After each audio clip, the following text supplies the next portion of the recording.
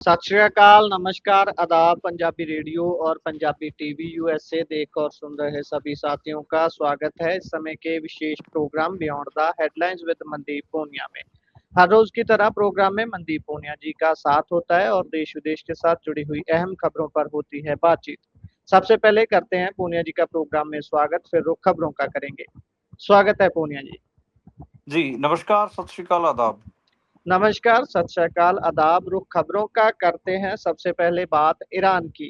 Iran में उनके supreme leader Khamenei के अंतिम संस्कार की शुरुआत हो चुकी है, रस्मों की शुरुआत हो चुकी है। अमेरिका इजराइल के साथ जंग करते हुए वो मारे गए थे और उसके बाद उनका खुद का देश इस आक्रोश में बहुत लंबे समय तक सड़कों पर भी रहा। अब अंतिम संस्कार शुरू हो गया है, तो कैसे देखते हैं अंतिम संस्कार के साथ साथ दूसरी तरफ संस्कार होने तक के लिए बातचीत को भी रोका गया है। तो ये संस्कार होने में कितना और समय लगेगा? जी, ईरान के पूर्व supreme leader Ayatollah Ali Khamenei और उनके परिवार के सदस्यों के अंतिम संस्कार की रस्में शुरू हो चुकी हैं। आपको बता दें कि खामेनेई और उनके परिवार के सदस्यों की 28 फरवरी को अमेरिकी इजरायली जो हमले हुए थे, हवाई हमले हुए थे, उनमें मौत हुई थी और 131 दिन बाद 9 जुलाई को उन्हें ईरान के शहर मशहद में सुपुर्द खाक किया जाएगा। आपको बता जी। दें कि खामनेई के साथ उनकी 14 महीने की पोती, पत्नी, बेटी और दामाद को भी सुपुर्द खाक किया जाएगा। तो आप देखिए कि एक लंबी फ़हरिस्त है उनके परिवार से मरने वालों की। जो इस पूरी जंग में जो शहीद हुए हैं, उसमें उनकी पोती भी शामिल है, उनकी पत्नी, उनकी बेटी, उनके दामाद सब शामिल हैं। उनके परिवार के कम से कम 5 लोगों की डेथ की खबरें उस समय आई थी। खामेनेई की पोती के छोटे से ताबूत के पास उनकी तस्वीर भी रखी गई है। तेहरान के मुसल्ला परिसर में अली खामेनेई और उनके परिवार के कई सदस्यों के ताबूत रखे गए हैं। ईरानी राष्ट्रपति मसूद पज़कियान ने उनको श्रद्धांजलि दी है। आज श्रद्धांजलि देने वहाँ पहुंचे थे और वो भावुक होकर रो भी पड़े। इसके अलावा जो ईरान की पार्लियामेंट के बड़े सीनियर मेंबरान भी रहे, स्पीकर भी रहे और कई मिलिट्री ऑफिसर्स भी वहाँ मौजूद थे। खैर, तस्वीरें आप और हम देख ही रहे हैं। 14 महीने की उनकी जो पोती थी, उसकी तस्वीरें भी हमने देखी, छोटी-सी बच्ची नीली आँखों वाली। और जो ईरान के जो लोग थे, उनके जो श्रद्धांजलि देने के लिए वहाँ पहुँचे हुए थे, उनकी आँखों में भी आँसू थे। तकरीबन ये माना जा रहा है कि 100 से ज़्यादा देशों के जो प्रतिनिधि हैं, वो वहाँ पर पहुँचे हैं। पाकिस्तान से शहबाज शरीफ, वहाँ के प्रधानमंत्री, और आसिफ मुनीर भी पहुँचे हैं। Tajikistan, Armenia, Georgia, Iraq, Turkmenistan, Türkiye, Russia, चीन, कोई ऐसा बड़ा मुल्क नहीं है जहाँ से वहाँ पर लोग ना पहुँचे, उनके अंतिम संस्कार में ना पहुँचे हों। अगली बा जो आपने सही कहा कि जो बातचीत है, बातचीत का अगला दौर दोहा में शुरू होगा और वो कहीं न कहीं इस अंतिम संस्कार के बाद ही होगा और 9 जुलाई के बाद ही होगा। हालाँकि ईरान में हाई अलर्ट रखा गया है। हाई अलर्ट इसलिए रखा गया है कि बहुत सारे मुल्कों से बहुत ज़्यादा लोग पहुँचने की उम्मीद है। तकरीबन 1.5 से 2 करोड़ लोग पहुँचने की उम्मीद बताई जा रही है और होर्मुज़ को लेकर भी तनातनी तो है ही। खैर, तो अभी तो यही है कि जो ईरान की जो सारी व्यस्तताएँ होंगी, सारी वो उनके जो सीनियर लीडर थे, सुप्रीम लीडर थे, पूर्व सुप्रीम लीडर अली खामेनेई जी। के अंतिम संस्कार को लेकर ही रहेंगी। खैर, बिल्कुल। भारत से भी जैसे मैंने आपको बताया था कि बिहार के राज्यपाल सैयद अता हसनैन और विदेश राज्य मंत्री पवित्र मार्गरेटा पहुँचे हैं। तो 2 भारत से भी 2 जन शामिल हुए हैं। उसके अलावा न्योता जो जम्मू कश्मीर की पूर्व मुख्यमंत्री महबूबा मुफ्ती, कांग्रेस के वरिष्ठ नेता सलमान खुर्शीद और पवन खेड़ा भी पहुँचे हुए हैं कांग्रेस की तरफ से। तो कांग्रेस के सलमान खुर्शीद और पवन खेड़ा वहाँ मौजूद रहेंगे। जम्मू कश्मीर की पूर्व मुख्यमंत्री भी तेहरान पहुँच चुकी है, महबूबा मुफ्ती। तो खैर, भारत की तरफ से और भी कई लोग वहाँ शामिल होंगे। जो धार्मिक नेता हैं साउथ एशिया के, वो लगभग सभी ही वहाँ पर मौजूद बताए जा रहे हैं अभी। तो 5 शहरों से जो खामेनेई की यात्रा है वो गुजरेगी। अंतिम उनकी यात्रा है उसमें तेहरान, क्योंकि तेहरान तो आपको पता है कि कैपिटल ही है और वो सत्ता का केंद्र भी है। कोम बेसिकली शिया धर्म की पढ़ाई का सबसे बड़ा केंद्र माना जाता है। करबला करबला को आपको पता है कि इस्लाम में शहादत का प्रतीक माना जाता है। नजफ जी, शिया धर्म का बड़ा केंद्र है, और मशहद अंतिम संस्कार बेसिकली पांचवें शहर मशहद में ही होगा, और वो अंतिम पड़ाव और सबसे पवित्र शहर माना जाता है ईरान का, तो मशहद में उनको दफनाया जाएगा। जी। और इससे अगर हम आगे बढ़ें तो बात यूरोप में पड़ रही रिकॉर्ड तोड़ गर्मी की करते हैं। भीषण गर्मी इतनी ज़्यादा पड़ रही है कि लोग बीचेस की ओर, पानी की ओर भाग रहे हैं। पानी में डूब जाने से भी एक तरफ कुआँ, एक तरफ खाई वाली बात है, डूबने से भी मौतें हो रही हैं। गर्मी तो जान ले ही रही है।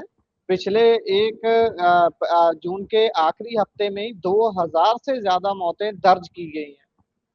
देखिए, यूरोप में तकरीबन आखिरी हफ्ते में, जून के आखिरी हफ्ते में ही 2000 से ज़्यादा मौतें दर्ज होना, वो एक बड़ा मामला है, और हीट हीट वेव के कारण।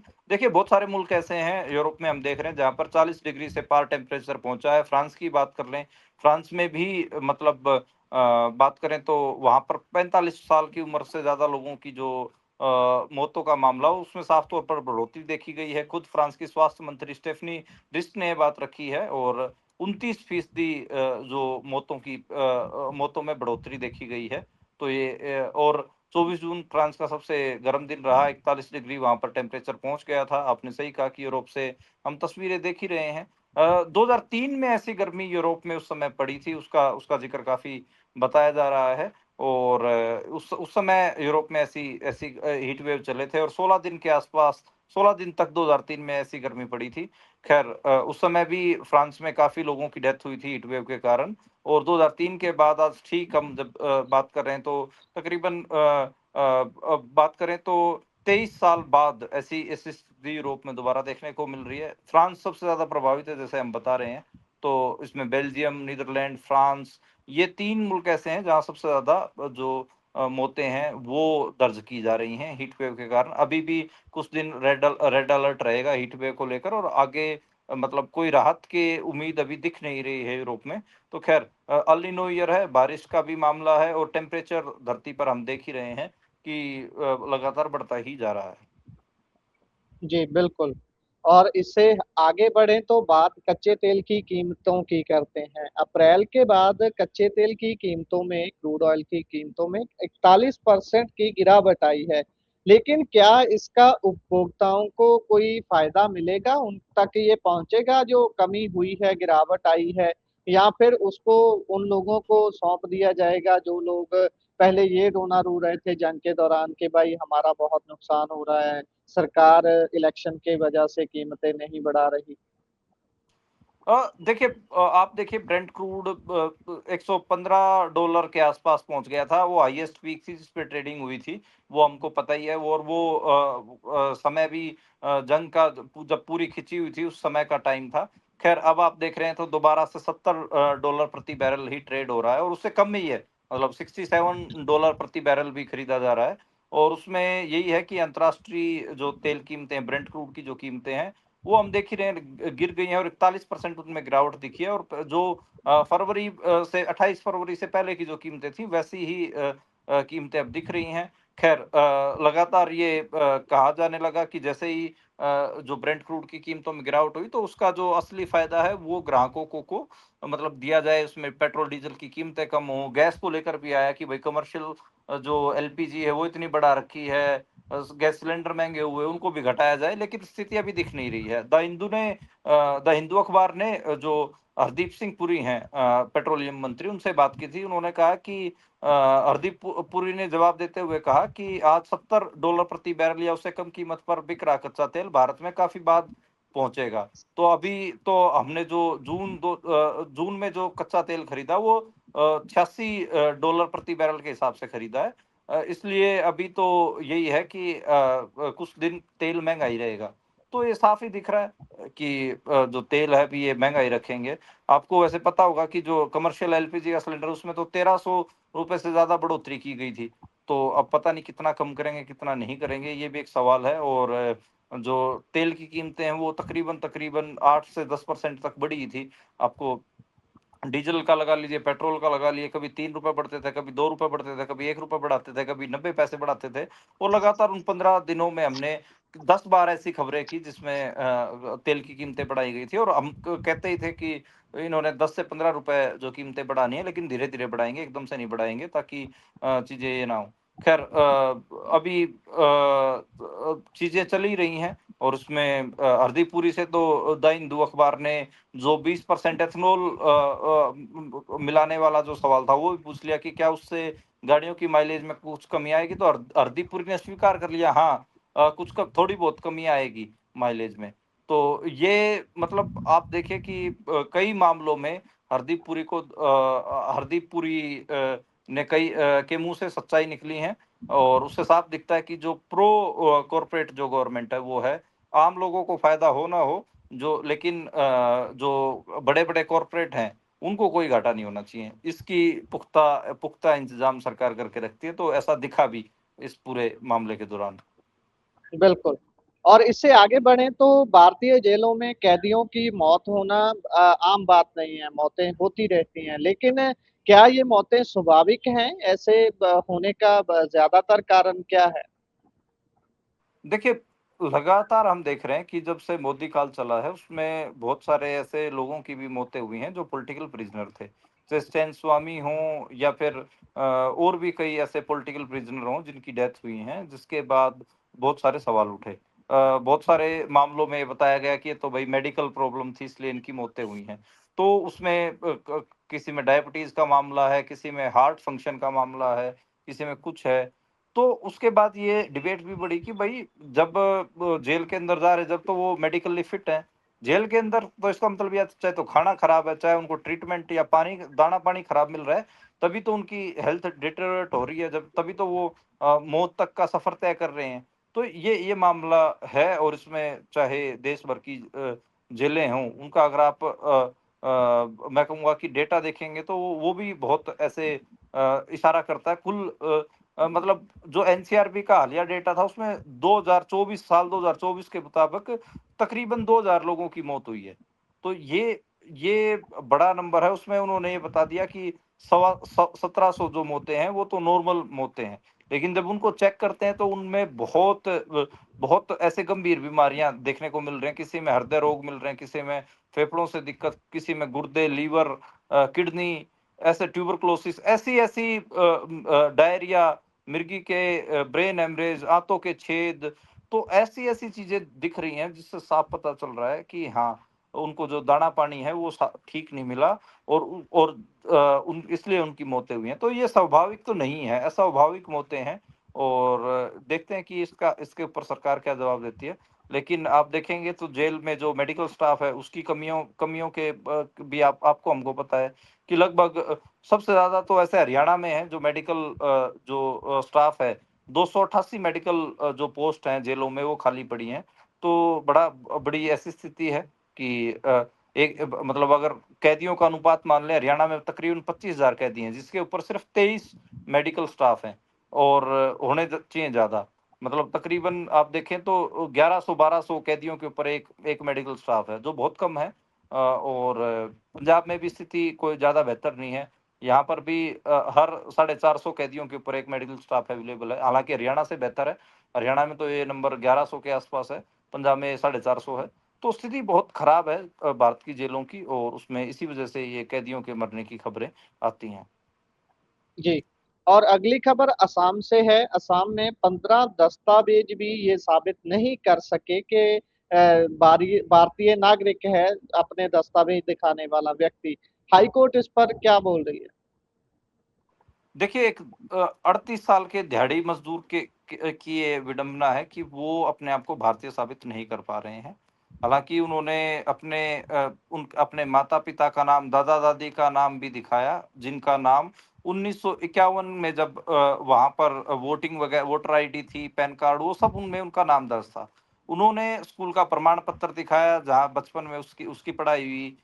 उन्होंने 1973 में एक ज़मीन खरीदी थी उनके पेरेंट्स ने, उसके दादा-दादी ने, उसकी रजिस्ट्री भी दिखाई। देखो फ़र्क देखो कि 1973 में मेरे दादा-दादी ने यहाँ पे ज़मीन खरीदी थी, पर कोर्ट ने किसी को भी नहीं माना, और उसको अभी तक ये नहीं माना कि ये भारतीय नागरिक है। तो ये बड़ी ऐसे खबर आज हम देख रहे थे कि फिर इसका मतलब भारतीय है कौन? जब इतने तकरीबन 15 डॉक्यूमेंट उसने दिखाए। उसने अपने दादा-दादी, अपने पिता के वोटर कार्ड, राशन कार्ड, उनके द्वारा 1973 में जो ज़मीन खरीदी गई उसकी फ़र्द, सारा कुछ तो दिखा दिया, फिर भी जो कोर्ट है उसने मतलब ये नहीं माना कि आप भारत के नागरिक हो। और अभी भारत में तो ये इश्यू चल ही रहा है, इवन पासपोर्ट को ये नागरिकता का दस्तावेज नहीं मान रहे हैं। तो ये इश्यू है कि फिर भई भारत का नागरिक है कौन? कौन से ऐसे डॉक्यूमेंट हैं जो ये प्रूव करेंगे कि हम भारत के नागरिक हैं? जब आप देखिए कि इतने पुराने रिकॉर्ड 1951, मतलब आज हम 1947 में तो भारत आज़ाद हुआ है। उसके 4 साल के बाद का डॉक्यूमेंट है उनके पास, उसको भी वो नागरिकता के तौर पर, सबूत के तौर पे नहीं देख रहे। तो बड़ी अजीब स्थिति है। देखते हैं कि इस मामले में बनता क्या है? ये कहा जा रहा है कि जो वो दिहाड़ी मज़दूर है, वो परेशान हुआ। उसके इंडियन एक्सप्रेस ने उसके ऊपर ये खबर की है, खबर ब्रेक की है। और ये जी, बहुत सारे कई ऐसे सोशल एक्टिविस्ट और सुप्रीम कोर्ट के वकील भी सामने आए हैं जो कह रहे हैं कि हम इसका केस सुप्रीम कोर्ट में लड़ेंगे। और जी, मतलब आप देखेंगे तो ये स्थिति, नागरिकता वाली जो स्थिति है, ये माइनॉरिटीज के लिए खासकर ये ज्यादा मुश्किल कर रहे हैं। तो ये मौके की जो हुकूमत है, इसने हर नागरिक को भारत में ही संदिग्ध बना दिया है। हर नागरिक की जो सिटीजनशिप है उसको ही संदिग्ध बना दिया है। जब चाहे आपको ये कहा जा सकता है कि आप भारत के नागरिक नहीं हैं। और आप अगर पुराने पुराने अपने दस्तावेज अपने दादा दादी के, अपने माता पिता के दिखाएंगे, ये उनको भी कह सकते हैं कि ये तो आपकी भारतीय नागरिकता सिद्ध नहीं करते। तो बड़ी अजीब स्थिति है। इस समय भारत के नागरिकों की नागरिकता ही संदिग्ध हो गई है। जी, बिल्कुल। अभी फिर कैसे कोई साबित करे? अगर सरकार ने ठान लिया है कि आपको भारत का नागरिक नहीं मानना, तो नहीं मानना, आप कोई भी डॉक्यूमेंट दिखा लो, 10, 15, 20, ये ऐसे ही होने वाला है। खैर, आगे बढ़ें तो बात राम मंदिर के चढ़ावा चोरी की करते हैं। आरएसएस का बयान आया है, क्या बोल रही है आरएसएस? क्योंकि जो आरएसएस बोलेगी होगा तो वही। देखिए, आरएसएस को लगातार क्रिटिसिज्म का सामना करना पड़ रहा था। आपने ध्यान दिया हो कि ये पहला बयान है आरएसएस का। और मामला तो पिछले 15 दिन से चल रहा है। तो आरएसएस की चुप्पी ने काफ़ी सवाल खड़े किए थे। और अब आरएसएस के ऊपर लगातार हमला हो रहा था। सारी अपोज़िशन पार्टियाँ कह रही थी कि आरएसएस वाले चुप हैं, आरएसएस वालों ने पैसे खाए हैं। तो आरएसएस के जो सरकारवाहक हैं, second in command after Mohan Bhagwat, Dattatreya Hosabale, तो दूसरे नंबर के जो लीडर माने जाते हैं आरएसएस में, दत्तात्रेय होसबोले, उन्होंने वीडियो जारी करके कहा है कि रामलला मंदिर में रखे दान पात्रों में जो चंदे की चोरी है वो दुर्भाग्यपूर्ण है। इससे राम भक्तों की भावनाओं और श्रद्धा को आघात पहुंचा है। और उनका भरोसा बचाना जरूरी है। जो एसआईटी बनाई गई है, जांच में जो भी दोषी पाए जाएंगे उनको कठोर दंड मिलना चाहिए। तो आरएसएस ने ये बयान दिया है। हालांकि आपको मैं बताऊं तो ध्यान हो कि जो ट्रस्ट है, राम मंदिर की ट्रस्ट, चाहे चंपत राय हों, ट्रस्ट के जो जनरल सेक्रेटरी थे, महासचिव थे, या अनिल मिश्रा हो, या गोपाल राव, कोई भी हो, वो सब के सब आपको पता है कि आरएसएस के ही सीनियर लीडर हैं। आरएसएस से ही निकले हुए हैं वो लोग। और प्रधानमंत्री नरेंद्र मोदी के बहुत खास हैं, बहुत करीबी हैं। इवन प्रधानमंत्री के जो ओएसडी हैं, नृपेंद्र मिश्रा, उनका नाम भी इस पूरे मामले में उछल रहा है। हालांकि आपको पता ही है कि होगा कुछ नहीं। इसमें जो छोटे जो लोग हैं, जो सफाई कर्मचारी हैं वहाँ पे, या फिर दान पेटियों की जो साम संभाल करने वाले थे, उनको ही टारगेट करके छोड़ दिया जाएगा। और कोई जो बड़े चोर हैं जिन्होंने मतलब 1200 के 1250 के आसपास सोने की ईंटें गायब कर दी, लाखों करोड़ का जो चंदा खा गए, मेरे को लगता है उनके उन तक तो आँच नहीं पहुँचेगी। ये जो कुछ जो छोटे-मोटे कर्मचारी हैं, इन्हीं को ही लपेट-वपेट देंगे। और आरएसएस की मजबूरी हो गई थी, हर तरफ से आरएसएस के ऊपर दबाव पड़ रहा था कि भई आप क्यों चुप हैं? 15 दिन से इश्यू चल रहा था। तो आरएसएस ने ये एक फॉर्मेलिटी भरा वीडियो डाला कि हाँ, हाँ, जो दोष भई इससे राम भक्तों को आघात पहुँचा है, जो भी दोषी है उसको कड़ी सज़ा मिलनी चाहिए। लेकिन कोई ऐसे स्टेटमेंट नहीं दी, कुछ ऐसे उसमें बात नहीं हुई कि भई ये हो कैसे गया? इसको प्रथम दृष्टि से ही रोका जाना चाहिए था। इतने इतने सालों से ये कैसे चल रहा है? इतनी चोरी पहले भी हुई है। आपको बता दें कि जो ये पहली बार नहीं है कि राम मंदिर के चढ़ावे में चोरी का मामला सामने आया हो। जब 1992 में जब ये पूरा विश्व हिंदू परिषद और आरएसएस ये सब राम मंदिर के नाम पर देश भर में घूम-घूम के चंदा इकट्ठा करते थे, पैसे इकट्ठा करते थे, उस समय भी विवाद हुआ था। उस समय भी कई नाम उछले थे जो बहुत बड़े-बड़े लेवल के चंदों को खा गए थे और बड़ी-बड़ी कीमती चीज़ों को भी खा गए थे। तो ये देखिए, ये हो तो दूसरी बार रहा है। लेकिन खैर धर्म के नाम पर ऐसी चोरियां ठगियां होती रहती हैं। लोग भूल जाते हैं और दोबारा ऐसे ही सब कंटिन्यू रहता है। खैर मतलब कई सारी चीजें बड़ी अजीब भी लगती हैं। मतलब अ, राम भगवान आज खुद होते तो खुद बेचारे चले जाते उठ के कि यार मेरे नाम पे कम से कम ये चोरी चकारी तो मत करो। लोगों गरीब लोगों की जो मेहनत की कमाई उसके पैसे तो मत खाओ। खैर बड़ी बड़ी अजीब स्थिति है गुरप्रीत। बिल्कुल, बिल्कुल। और इससे आगे अगर हम बढ़ें तो बात इंडिया ब्लॉक की करते हैं। इंडिया वो ब्लॉक दोबारा से आरोप लगा रहा है चुनाव में धांधली होने का। सीजेआई को पत्र लिखा है, क्या बोल रहे हैं पत्र में और कौन-कौन है इंडिया ब्लॉक में जिसने ये पत्र लिखा है? क्योंकि इंडिया ब्लॉक भी कभी कुछ लोग इसमें होते हैं, कभी कुछ लोग पीछे हट जाते हैं। देखिए, इसमें ममता बनर्जी से लेके एम.के. स्टालिन ये सारे ही इसमें बैठक में दिखे और इसमें इसकी अध्यक्षता मल्लिकार्जुन खड़गे ने की, उन्होंने ही प्रेस कॉन्फ्रेंस की और ये 7वीं बैठक है अब तक की जब से इंडिया ब्लॉक बना है, उसकी 7वीं बैठक थी और ये कहा गया जो भारत के चीफ जस्टिस ऑफ इंडिया हैं, उनको लेटर लिख के कहा है कि भई जो चुनाव हैं, वो बैलेट पेपर से करवाने चाहिए। ईवीएम में लगातार शिकायतें हैं और जो चुनावी लोकतंत्र है उसमें पारदर्शिता ना होने के कारण चुनावी लोकतंत्र खतरे में है। लोकतंत्र का जो फ्यूचर ठीक नहीं है और इसके गंभीर परिणाम होंगे। तो टोटल 24 पार्टियां इस पूरे मामले में शामिल रही जिसमें आपको लेफ्ट के लोग भी बैठे दिखाई दिए। अखिलेश यादव, ममता बनर्जी, महबूबा मुफ्ती और लालू यादव के बेटे भी थे और महाराष्ट्र से लोग भी थे। साउथ इंडिया के लोग भी पहुंचे हुए थे। तो एक बड़ी 24 की 24 जो पार्टियां हैं वो इस पूरे मामले में शामिल रही। देखिए अपोजिशन लगातार ये इशू तो उठा ही रहा है कि भाई जो लगातार वोट चोरी हो रही हैं और जो चुनावी लोकतंत्र है उसमें ईवीएम की जो संदिग्धता है उसको लेकर सवाल तो उठा ही रहा है। देखते हैं कि उनकी बात सुनी जाती है या नहीं सुनी जाती। उनकी डिमांड तो यही है कि बैलेट पेपर से चुनाव करवाए जाए। जी, जी। और इससे अगर हम आगे बढ़ें तो देश की पहली नदी जोड़ो केन-बेतवा लिंक परियोजन कानूनी तौर पर अवैध है।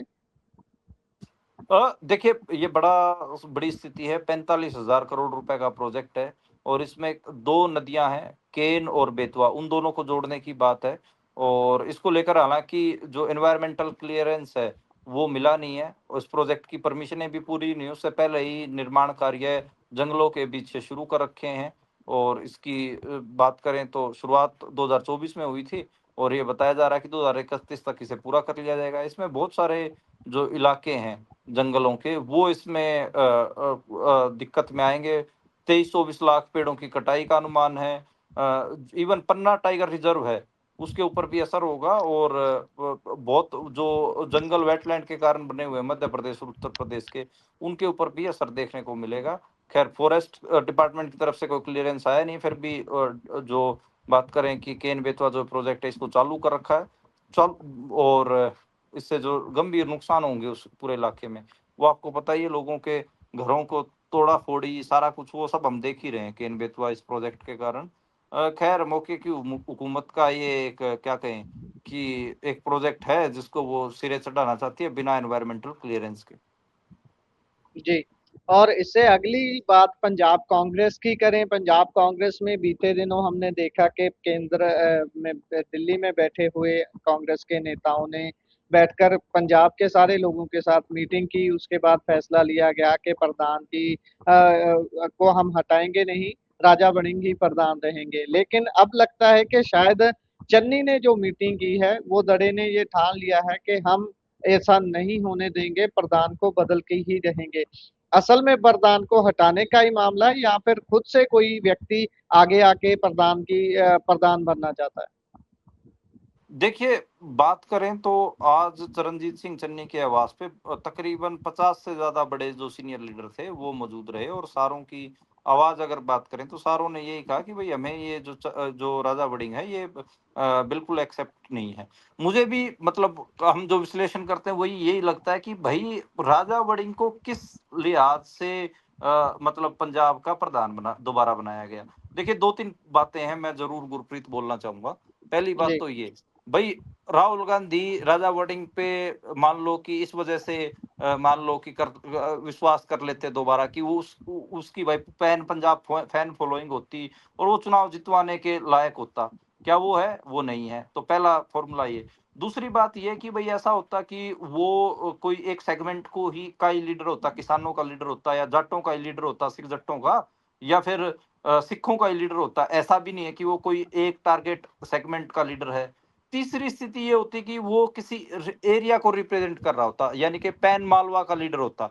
चल पैन मालवा छोड़ दीजिए, मालवा के जो लोअर मालवा के जो जिले हैं, बठिंडा, मुक्तसर, फजिल्का, अबोर, उनका उस एरिया का लीडर होता, वो भी छोड़ दीजिए, वो स्थिति भी नहीं है। राजा वड़िंग को खुद मुक्तसर में बड़ी बादल परिवार का और जो वहां के लोकल लीडर्स हैं उनका सामना करना पड़ेगा, खुद मुक्तसर में ही सेफ नहीं है। तो तीसरी कैटेगरी भी क्लियर नहीं होती। चलो एक कैटेगरी और मान लेते हैं, अगर मान लो कि ये राहुल गांधी को या कांग्रेस हाईकमान को ये लगता कि भाई राजा वड़िंग है वो तो बहुत इंटेलिजेंट, बहुत इंटेलेक्चुअल, बहुत शार्प, पार्टी के लिए कमिटेड, और जो एक होते हैं ना लेगेसी वाले लीडर, वैसा लीडर है। तो मतलब वैसा भी वैसी भी स्थिति नहीं दिखती, ना वो इंटेलेक्चुअल है, ना उसको उसकी कोई क्रेडिबिलिटी है, वो सब आपको पता है। तो फिर पता नहीं डिसीजन लिया क्यों गया है। ये बड़ी अजीब स्थिति है। खैर देखते हैं क्या स्थिति रहेगी, लेकिन चरणजीत सिंह चन्नी ने आज अपनी अपनी पार्टी में, जो कांग्रेस पार्टी में उनकी एक वजूद है, वो दिखाया है। आप देखेंगे तो इसमें बड़े बड़े लोग शामिल हुए, तृप्त राजेंद्र बाजवा शामिल थे, सुख सरकारिया शामिल थे इसमें, राणा गुरजीत इस पूरी मीटिंग में पहुंचे, इसमें जो बरनाला से विधायक हैं काला ढिल्लों वो पहुंचे, ओपी सोनी पहुंचे जो साबका डिप्टी सीएम भी रहे हैं, भारत भूषण आसू थे, गुरकीरत कोटली थे, गुरप्रीत कांगड़ थे, परमिंदर पिंकी थे, नाजर सिंह थे, देविंदर गुबाया थे, बरिंदर ढिल्लों थे, कड़वल थे, और इवन सिद्धू मूसेवाला के पिता बलकौर सिंह सिद्धू भी उसमें पहुंचे हुए थे। तो आपको समझ में आनी चाहिए कि बड़ी बड़ी अजीब स्थिति है, और इसमें यही है कि जो ये फैसला लिया गया है, ये बहुत गलत फैसला लिया गया है। जी, बिल्कुल। इसी के साथ प्रोग्राम का समय यहाँ समाप्त होता है। आप जुड़े जानकारियाँ साझा की, बहुत-बहुत धन्यवाद। धन्यवाद गुरप्रीत।